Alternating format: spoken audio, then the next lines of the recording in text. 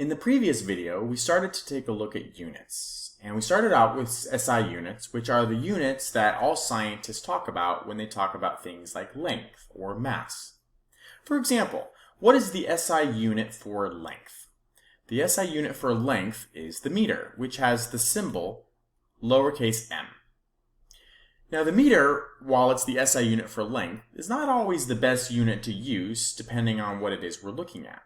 For example, if I was looking at the distance from California to New York, the meter probably isn't the best unit to use, but instead a kilometer or kilometer would probably be better. Or what if I was talking about, let's say, the length of a light wave? Well, the length of a light wave is very small, so a meter probably wouldn't be the best, but instead a nanometer would probably be better.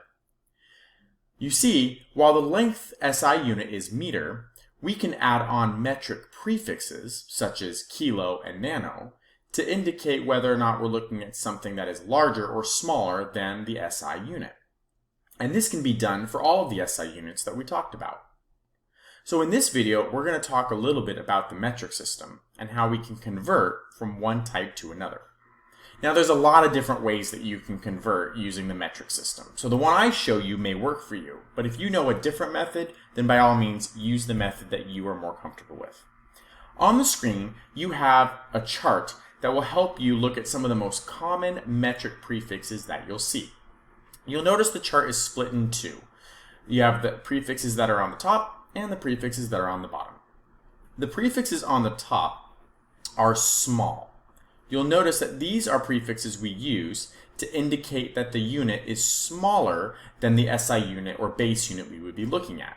So if you can imagine the meter is right here in the middle, then all of these units such as nanometer, micrometer, millimeter, and so on would be smaller than the meter. In contrast, the SI units, the prefixes that are on the bottom, such as deca, hecto, kilo, these are going to be units that indicate that they are larger than the meter. For example, a kilometer, or a megameter, or even a gigameter, if you can imagine that. So these are prefixes that are used to indicate whether it's larger or smaller. Now how do they work? Well, we know the meter is the base unit, and we can add a prefix to the front of it to indicate whether we're looking at something smaller or larger. For example, nanometer. The prefix for nano is the letter n. So if I put an n in front, and I can now make it a nanometer. Now how does a nanometer and a meter equal each other? Well, the prefix n stands for 1 times 10 to the negative 9th. So 1 nanometer is equal to, what would I replace nano with? 1 times 10 to the negative 9th meters. This is what's equivalent to nano. So I could say 1 nanometer is equal to 1 times 10 to the negative 9th meters. That's how I can create an equality that converts me from one to the other. Let's look at another example. Let me give myself some space here. All right, before we saw the kilometer, right? So 1 kilometer. Well, what does kilo mean? If I take a look at my chart here, kilo, which is the letter K, means 1 times 10 to the third. So 1 kilometer is equal to, well, just replace what does K mean? 1 times 10 to the third meters. So for every 1 kilometer, that's equal to 1 times 10 to the third, or 1,000 meters. So the prefix can be replaced with the factor of 10 that corresponds to it. Now there's one factor of 10 that's not represented in this chart, and so you might want to add it to your notes, and that is Pico. Pico, which is a lowercase p, is 1 times 10 to the negative 12th. It's very small. So it's going to be up here with these other smaller units. Okay? One thing I want to point out when you're looking at your prefix, one thing, micro. Micro has this Greek symbol, and so micro looks like this. So it looks like the letter P and the letter U made a baby. That's the best way I can use to describe it. So for example, if I wanted to say there was a micrometer, that's how it would be written. Also, notice that some units, or some prefix letters are capitalized, like mega and giga. So a millimeter is a lowercase m, compared to a megameter would be a capital M, lowercase m. So be watchful for those things. Now, how are we going to use this to calculate and convert back and forth? Well, I'll show you how to do that.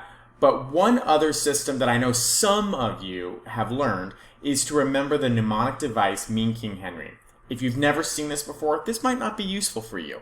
But to remind some of you, this has been taught to many students to be able to remember the chart here. So the chart that's listed here is no different than here. It's just represented in a different way.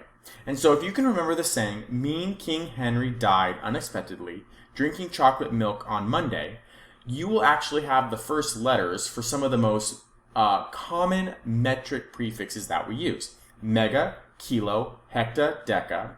The U stands for the unit that you're looking at, and then deci, centi, milli, and micro. Like I said, this is just some of the more common metric prefixes. This does not include all of them. For example, after micro comes nano and pico, or after mega comes giga and tera. But nevertheless, this will help you kind of know where they all are. And so if this is helpful for you, you can use this. But like I said, it's the same as this chart right here. So regardless of which one you use, let's look at some ways that the metric system can be used to convert from one type to another. Before we get started, just to remind you, when we're looking at mass, the base unit that we use is the gram. Notice I'm saying base unit, not SI unit, because the SI unit is the kilogram, but the kilogram has the metric prefix kilo. Where it all starts from to begin with is just the gram, and then we add prefixes onto it. The base unit for length is the meter, and then we'll add a prefix onto meter. The base unit for volume is liter, and then the base unit for time is second, and then we'll add things on top of those like millisecond or microsecond, things like that.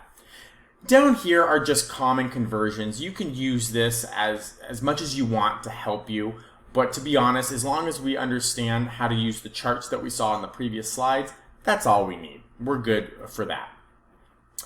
Anytime you're converting, before we look at example 6, anytime you are converting, remember this rule of thumb. When you're converting measurements, there is an inverse relationship between the number and the unit. What do I mean? In other words, if the unit is decreasing, the number should increase, and vice versa. So let's look at a really simple example. 1 foot is equal to 12 inches, right? Most of us, if not all of us, know that, right? So when I convert from feet to inches, I'm going from a relatively big unit to a smaller unit, because inches are smaller. So the unit has decreased. So then I should expect the numbers to increase. And so keep that in mind. That way you can know that you've converted something correctly. With that being said, let's start looking at some examples. So example 6 is several different metric conversions that I'm going to show you how to solve. So this is how you would do these ones right here. Let's go through a few together. First one, 489.3 dg to kg. Okay, so the thing I see in common with both of them is G, which stands for the gram. So we're looking at mass here. Notice that I'm going from one metric prefix to another. The D stands for deci, and the K stands for kilo. So I'm going from a decigram to a kilogram. Okay, what I recommend is go from decigram to the base unit of gram, and then go from the base unit gram to kilograms. Some of you might be able to do it in just one step, and that's fine. But I recommend most students, until you feel comfortable, always go to the base unit before you go on to another metric prefix. So, how does decigram and gram relate to each other? Well, what does deci stand for?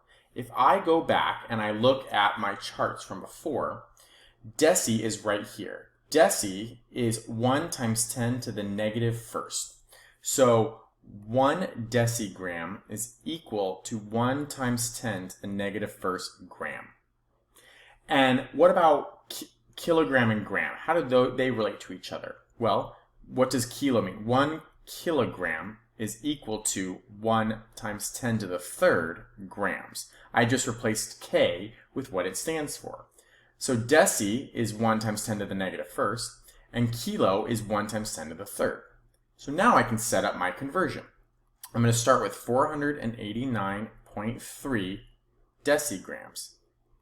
And then I set up a conversion. I want decigram to be on the bottom, so that way it'll cancel out, and gram will go on top. Remember, you always want to go to your base unit first. How do they relate to each other? How do they equal each other? Well, we just said that 1 decigram, so the 1 goes down here with dg, is equal to 1 times 10 to the negative first grams. That takes care of that conversion, and now to go from grams to kilograms, I set that up here. Grams goes on the bottom, so that way it cancels, and kilogram goes on top. How do kilogram and gram relate to each other? Well, we wrote that out here. 1 kilogram is equal to 1 times 10 to the third grams. And so now all we have to do is calculate. And remember to use your E button when you talk about times 10. So I'm going to do 489.3 times 1 times 10, or E, negative first, and then divided by 1 times 10, or E, to the third. If I do that correctly, my answer is 0.04893, and I keep all of my digits.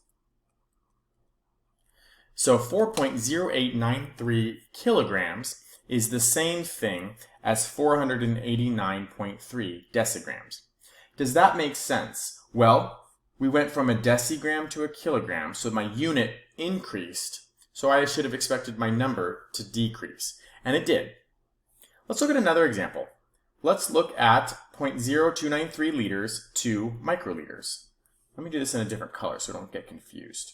All right, so same as before, 0.0293. Now, liters is what's in common with both of them. So the fact that this first one doesn't even have a prefix tells me that this must be the base unit already. And I want to go from the base unit liter to the metric prefix microliter. And so I ask myself, okay, what does 1 microliter equal? Well, if I go back to my chart, here's micro right here. Micro means 1 times 10 to the negative 6th. And so 1 microliter is equal to, replace micro with what it stands for, 1 times 10 to the negative 6th liters. I just replaced the symbol with what it numerically stands for. And so that's going to be my equality. And so now I just have to convert. So liters will go on the bottom, so it'll cancel out. And microliters will go on top. And I know that for every 1 microliter, that's equal to 1 times 10 to the negative 6th liters.